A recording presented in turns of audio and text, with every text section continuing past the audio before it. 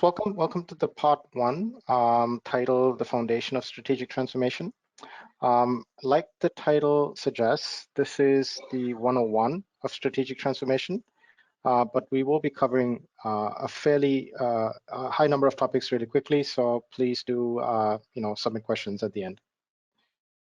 So diving right into it, what is transformation? I think there are various definitions in the industry today.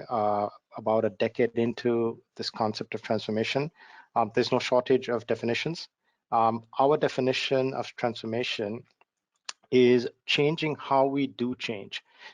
It isn't about a transformation, a one-time transformation, but rather how you get good at continuously transforming. So here's another slide to explain this idea. The common view, and there is multiple views, but the common view is that the transformation is a one-time event that takes something that you have, goes through and changes it to something better. The classic examples are the caterpillar, butterfly type examples. While that is a somewhat accurate analogy or a definition of transformation, what we prefer to think of transformation is a continuous journey. It is a series of transformations done over a period of time, and each one helps you to become better incrementally, cycle after cycle.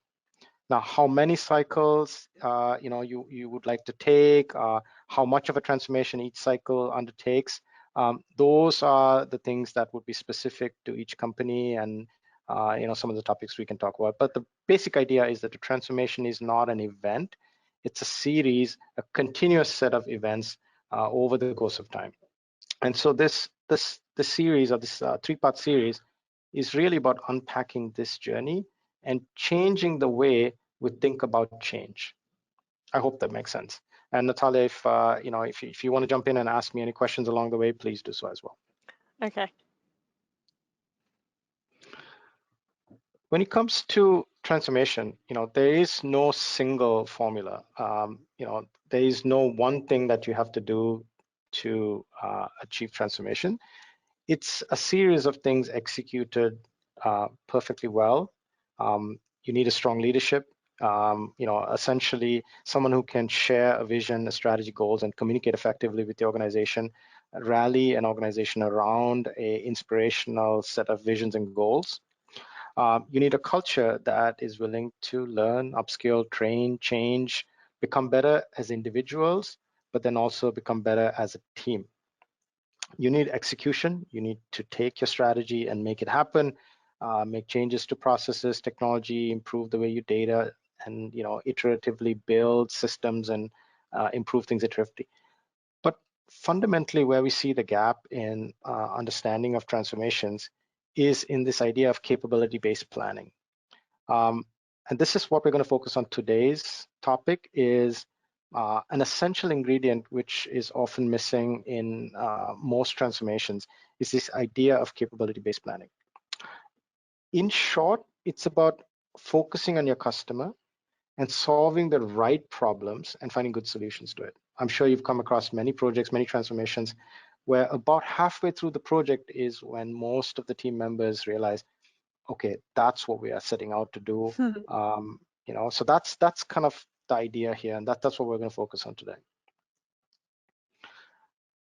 I think when we work with clients, we often start when we start with clients, we often see that most clients, if not all, have some idea of what their strategy is. They know what their financial targets are. They know what they need to achieve, whether they're a public or private company. They know a pretty good idea of what customers want. They may not have developed personas, and they may not have developed intricate views of customers, but generally they have a pretty good idea of what customers want. They also have a pretty good idea of what the improvements they need to make to their processes or their people. But oftentimes, what we find is it ends here. This is a difficult idea to then translate into execution. We see a lot of clients struggling with taking this idea and then executing it, running projects, making changes, towards this strategy map. What we find that is often missing is this idea of capabilities.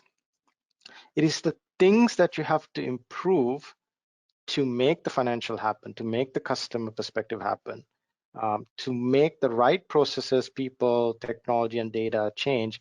And this binding glue, this binding set of looking at transformations as improvements to a set of capabilities is the key idea that I hope that I leave you with at the end of this presentation.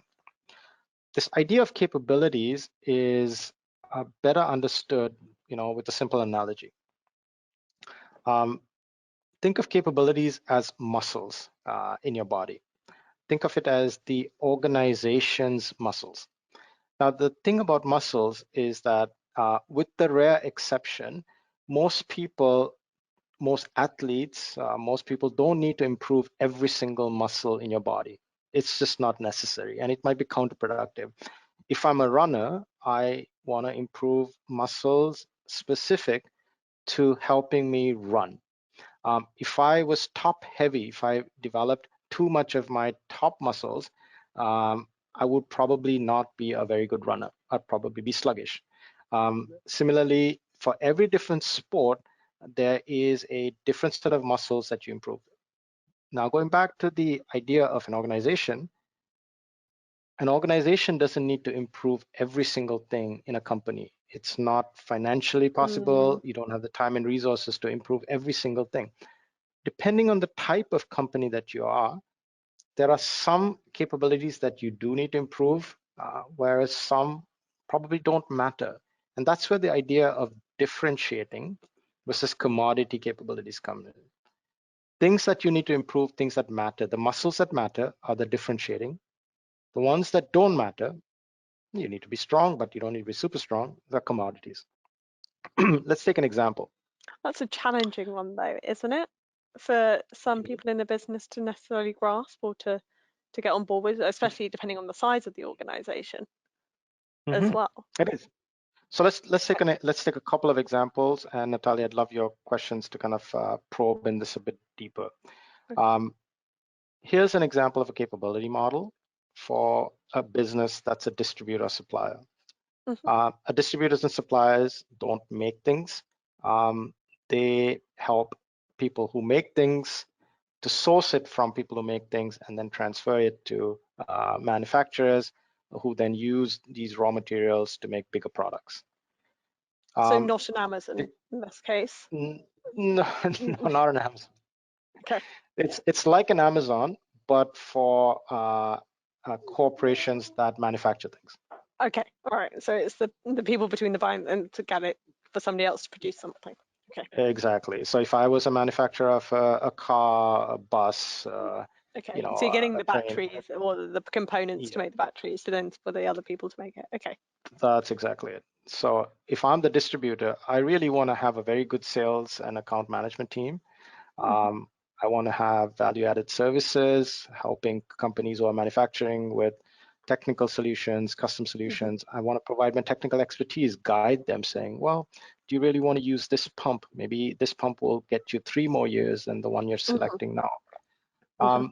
They want supply chain collaborations. They want to know that when your stocks are running low, you don't run out of stuff. We are always providing you the stuff just before you need them. Continuity of service, so that you've got your demand planning. We know your demand, and when we coordinate your inventory to make sure you never run out of stuff. We, as a distributor, would want to be very good at sourcing the right material from the right, right companies at the right price, good pricing strategy and contract negotiations. We ourselves should have enough on hand to meet the demand. Keep our the stock inventory control of the stock for the influx that could happen or extreme cases. And we need a very good way to get the stuff to you, logistics and distribution. So we need a very smooth way to get the stuff to our warehouse and then transit it to your warehouse in a very efficient way. We want to make sure that the stuff we send you is safe, is of the highest quality, ethically sourced, if we send you, sustainability, supply chain. If we send you bad stuff, you're going to end up with bad stuff in your product. And then finally, safety, compliance, and risk. Anything we send you has to, can't bypass regulation. You could improve all these capabilities. In an ideal situation, it would be great if you could improve all of these capabilities equally well. Mm-hmm. But perhaps your next 1 to 3 year mission is to improve your sales. Yeah. If it is to improve only your sales, which of these capabilities are more likely to increase your sales? Uh, Safety, compliance, and risk, improving that or the quality assurance, absolutely. It may result in sales. However, chances are that if you're able to have a closer relationship with the suppliers, demand planning, and the inventory, so that as soon as you as a manufacturer's stock levels drop, we are Mm-hmm. automatically able to replenish you. Mm-hmm. Chances are that that approach may increase sales, Mm-hmm. which may require an improvement in how we do demand planning and Mm-hmm. how we do inventory coordination. Yep. This could be cycle 1 in the transformation. In cycle 2, on the next go around at the next transformation, perhaps we're improving strategic sourcing and pricing. Maybe in cycle 3, we are improving value-added services and technical expertise. And can I jump in, and I think there's a few more people who've joined the call, so I'm going to put a disclaimer out here and go, I am very green when it comes to this. Apologies if my questions are like, oh, come on, Nat, seriously. But isn't there the challenge of sticking to the transformation, or does the transformation allow for the learnings during the course of it as well? So what you've just described sounds logical, right? You can't change everything at once. You can't keep BAU going whilst you're still changing something. So you've got to have that balance, and then you can't change it all because you don't have the test and control to make sure that you are getting the effectiveness about where you need to head to in the smoothest fashion. So what's my question? What you just described does sound like it's obvious, right? You just, in a very biteable sense, is it obvious for everyone for these transformations, or is the challenge come with sticking to the transformation plan and following it through and not being caught up if things don't go quite right? So is it the discipline that's needed to only pick the 3? Is that the challenge? It is a discipline.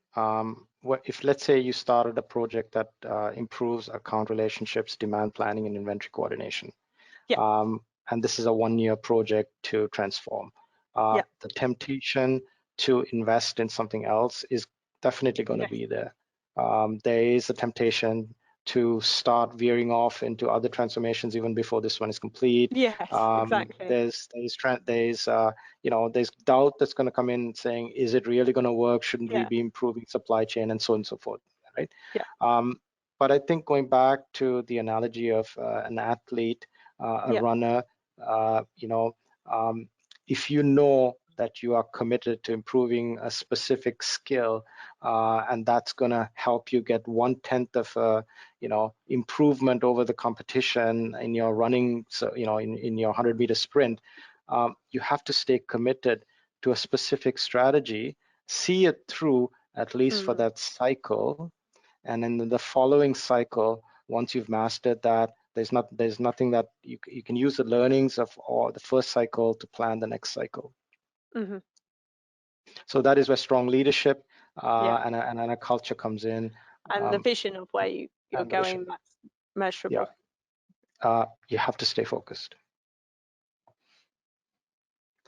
Okay. All right. Once you have a clear understanding of the capabilities that you need to improve, the job of converting them to initiatives and projects then becomes that much easier. Right. If whether it's an improvement to a process, a system, whether it's improving your data integration technologies, upskilling your teams, changing your team structures, buying another company, divesting, all of those kind of ways of making these capabilities happen is very unique to each company, and it could be one of these, or it could be a combination of them, and those then become your initiatives and projects. I hope that makes sense. No, it does. Yeah, and the initiatives and No, projects, Yep, they need to be sequenced in the most meaningful way. That then becomes your roadmap of transformation.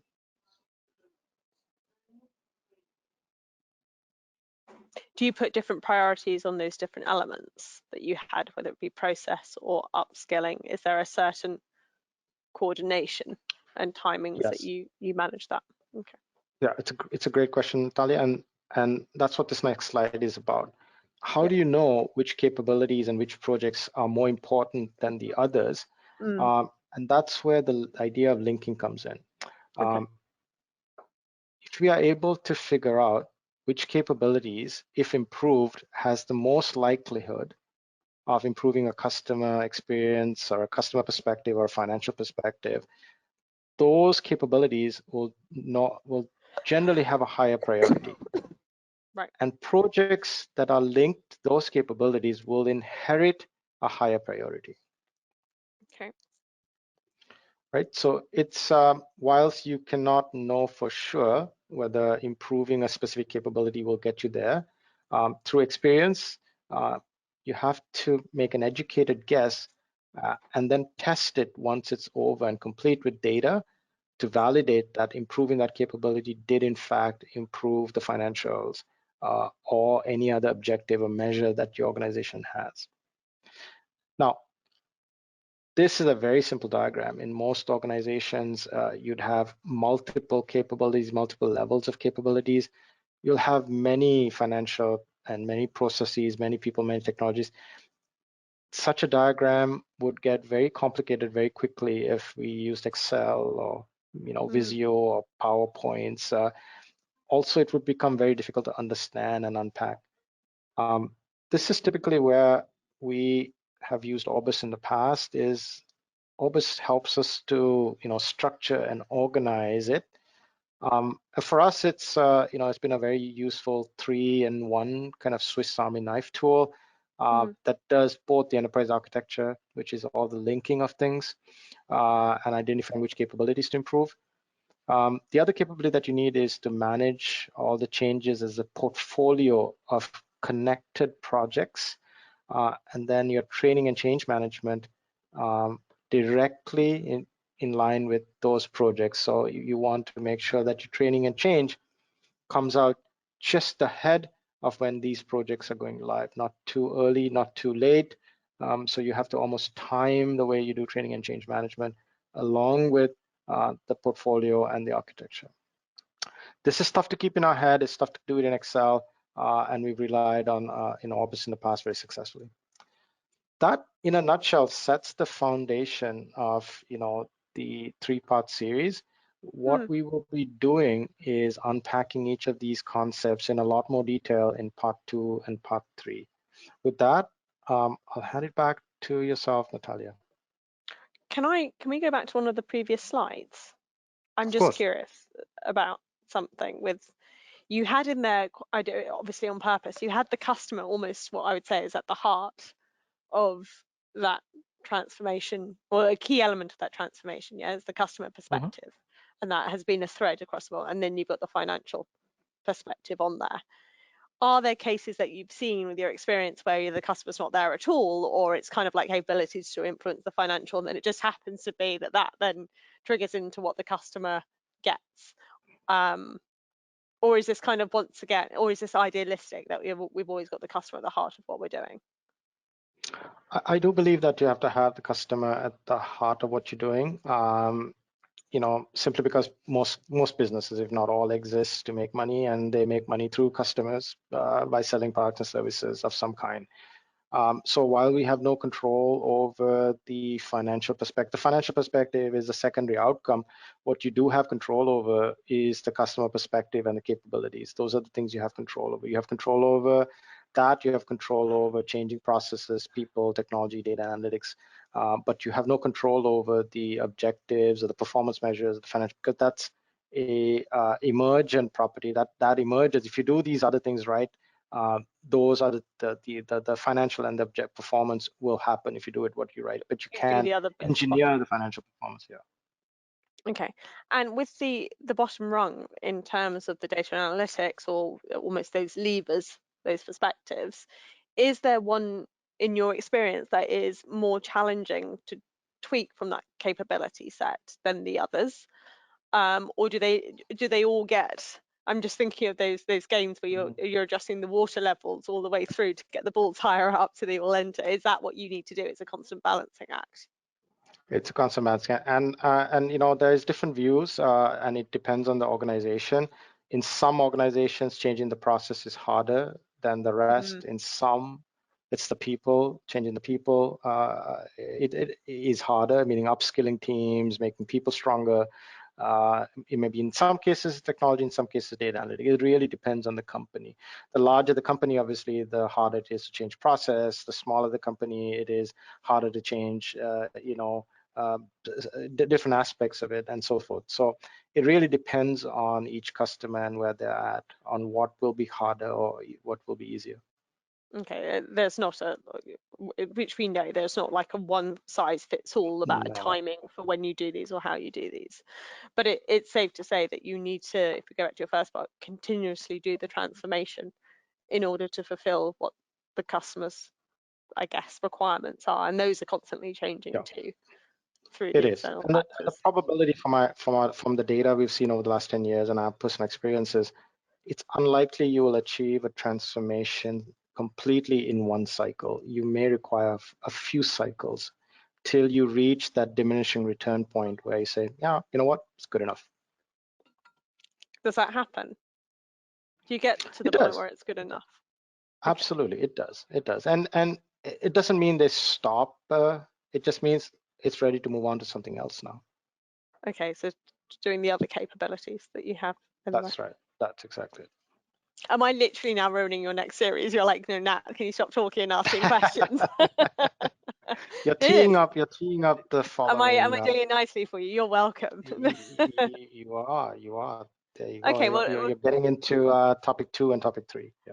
okay, brilliant. Well, so talking of that, just to give everyone background, so hopefully that was I mean, it was a good hook for me. Thank you. Like I said, I'm standing in for Tim here, so it's been a pleasure to partake in that. But we've got another couple of series coming out. So the next one, sorry, I know the numbers not necessarily add up, but is the leveraging the data and industry research and the driving the continuous improvement. Do you want to give us the elevator pitch for both of those quickly? I do see that I think we've got a question or a couple of questions in the chat as well. So I'll let you do the elevator pitches for that, and then I'll check out the questions.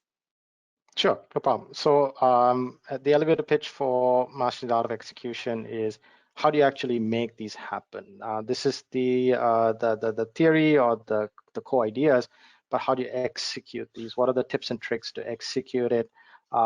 What has shown to work and what has shown not to work? And like most things in life, it's counterintuitive. Things that you think work don't, and the things that you don't think work actually do work. So that's really mastering the art of execution.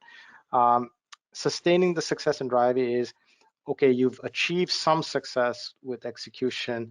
How do you keep it going? How do you find the energy, the momentum, resources? How do you sell the organization on the idea of continuing to do the next cycle and the cycle after it, and not stopping at cycle 1? Okay, that's really interesting. Thank you. The question that's come through is, if you have no strategy forthcoming, what do you focus on? Okay, so let me see if I understood the question correctly, and please retype it if I've not understood it correctly. Is your question that if you don't have a starting strategy map of some kind of something like this, where do you start? Is that the question? That would be my interpretation of it. So let's go down that one, and then I can pick it up if anything else comes through. Okay, so typically most organizations have this. They may not have it in a formal way. Most organizations, if we got the leadership into a room, or if you've got certain key people in a room, or multiple workshops, we can generally, there is a general agreement on certain aspects of it. In certain areas, there'll be wildly different ideas. Someone will say, oh no, we got to do it over here. Someone will say, oh, wildly over here. But generally, if you've been in the business for a few years, depending on your size of business, whether it's 10 years, 20 years, 30 years, whatever your history is, you generally know the trajectory your industry is going in. You generally know what customers are asking you for, what you're doing. I mean, if the fact that you're still alive as a business and growing means you must be doing something right. And there's a cohort, a group of people, whether it's formally documented, that's a separate matter, but there generally is some consensus around it. What is lacking is, beyond a couple of PowerPoint slides or some high-level statements or documents, the documentation or the capturing of that in a formal way is often missing, but it does exist in the minds of people. So you've got to tap into it. You do have to tap into it, and you have to put it on paper with the right charts, diagrams, illustrations, and context. People generally rally around these eventually. Eventually, that's always the key word there. It's making it as important as the day job, though, and having the It is. time to stop and collect the data and have that vision. Interesting. No, great question. Hopefully that has helped answer it. Oh, there is another question. Hold on. Sorry, let me hold on. There we go. We've got a couple more. Right, we are in limbo. Okay, how do you manage, once again, great questions, thank you. Our leadership team is writing the strategy, but we are in limbo. Now, that seems like that's probably quite a relatable one for a lot of, depending on the size of the organization. How do you manage that element of maybe not necessarily being a part of the strategy, or somebody will that end up being a part of it once you're in it, but also that feeling of, I guess the limbo for me is that BAU of, well, you can't just change something until you have the strategy in place, but you can't just stop something because you've got to keep the wheels turning. The short answer is that timing is really key. And so let me explain. We all know that there are things in our life that we need to improve, that have been on the back burner. Sometimes we are forced into that change because of life events, of health, getting married, moving, all those big life events, having children. We are forced to do things that we've always known that we have to do, but and similarly in a corporate and organizational setting, there are things that people have been saying for years, we have to do this, we have to do this, but it's never become a priority simply because the timing, either external or internal, just hasn't lined up. It's a mysterious aspect of a bunch of things. It's almost like the perfect storm of things have to come together. They have to be brewing for a while, and then generally things come together because of a confluence of a whole bunch of um, unrelated but interconnected things coming together at a moment, like COVID-19, recession, changes in ESG. There are always these events, the end of the use of petroleum, that there are all these macro cycles as well as micro events that either you are attuned to or not attuned to, and when certain events come together, the priority of transformation and having a strategic vision just becomes that more important. So it's okay if you're in limbo. It's just how it is. Certain things remain in limbo for a while, but it's not okay to not continuously monitor the environment around you internally and externally to see if the timing is right, or whether you're past the peak and you have to do catch up. And that's not just a flip of the coin, though, is it? You have to be attuned to it. You have to be attuned to that environment and see where you are going. Yeah, it's okay if we wait another 3 months, or damn it, we missed the peak. Yeah. Now we got to catch up. Yeah. Oh, it's a good answer. And they said, but sadly, we're not measuring that change. So what do you do? There's an air of frustration, and I get that. I've been in companies where you're not part of it. I think they've got you called out there, the person who asked the question, is that sort of 6 months is in this limbo feeling, and that could give or take Hmm. depending on how long it takes to pick the capabilities, as you said, or measure it. Yeah. So but you have to measure, right? Otherwise you're constantly not If you bringing are back to that you're fortunate, level. if you are fortunate to be one of the companies that is strong on the data analytics side, and then you Yep, do measure things as a culture. Here's an example. Let's say you're a retailer of clothing, and one yep, of your goals is to be off any brands that are not sustainably built or sourced by 2027 or 2030. I'm mm-hmm, just making yep, it up. We know that it's incredibly difficult to get the full history of a piece of clothing to know every aspect, whether if it was sustainable or not. The yep. data just doesn't exist. This, So, yeah, good but point. but it is possible to measure the amount of data on sustainability that is becoming available to know at which point you have to You start making change. that change. Okay. So let's say you did a benchmark today and you found that of all the articles of clothing you sold, we only have sustainability data on 10%. Yep. The next year you have 20%, the next year you have 50%.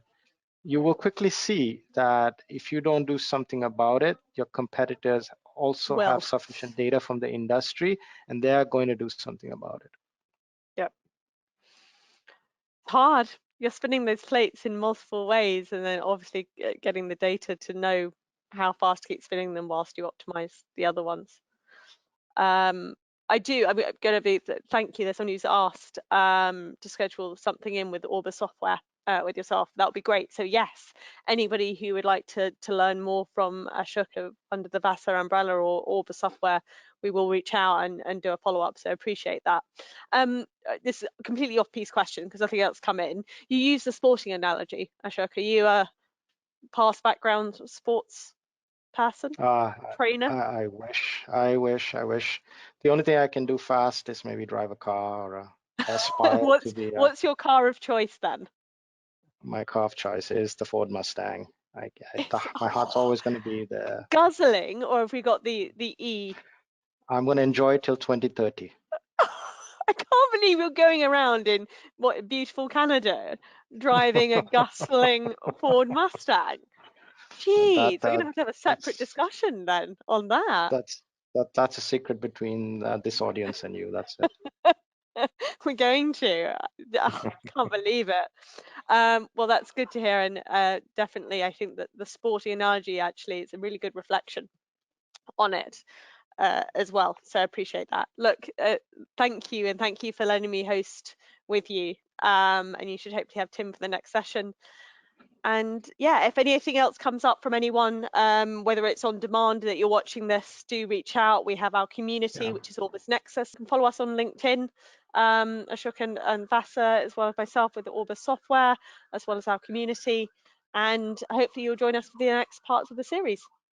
Have a good afternoon, morning, or evening, wherever you are. Ciao. Thank you, Natalia. Thank you, everybody. Bye.